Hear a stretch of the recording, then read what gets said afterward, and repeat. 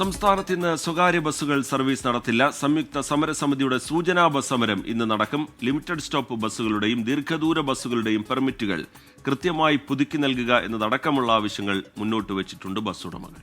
Limited stop ബസ്സുകളുടെയും ദീർഘദൂര ബസ്സുകളുടെയും പെർമിറ്റുകൾ കൃത്യമായി പുതുക്കി നൽകുക, വിദ്യാർത്ഥികളുടെ യാത്രാ നിരക്ക് വർദ്ധിപ്പിക്കുക, ബസ് തൊഴിലാളികൾക്ക് പോലീസ് ക്ലിയറൻസ് നിർബന്ധമാക്കിയ നടപടി പിൻവലിക്കുക തുടങ്ങിയ പ്രധാനപ്പെട്ട ആവശ്യങ്ങൾ ഉന്നയിച്ചാണ് സംയുക്ത സമരസമിതി സ്വകാര്യ ബസ് പണിമുടക്കിന് ആഹ്വാനം ചെയ്തിരിക്കുന്നത്. സൂചനാ പണിമുടക്കെന്നാണ് അവർ അറിയിച്ചിരിക്കുന്നത്. നേരത്തെ തന്നെ ഈ സമരവുമായി ബന്ധപ്പെട്ട് ഗതാഗത വകുപ്പിന്, ഗതാഗത കമ്മീഷണർക്കൊക്കെ നോട്ടീസ് നൽകിയിരുന്നു.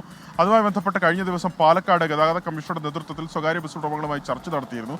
ആ ചർച്ച പരാജയപ്പെട്ട പശ്ചാത്തലത്തിലാണ് ഇന്ന് ഈ പണിമുടക്കുമായി മുന്നോട്ട് പോകാൻ അവർ തീരുമാനിച്ചത്. രാവിലെ 6 മണി മുതൽ അവരുടെ പണിമുടക്ക് ആരംഭിച്ചിട്ടുണ്ട്.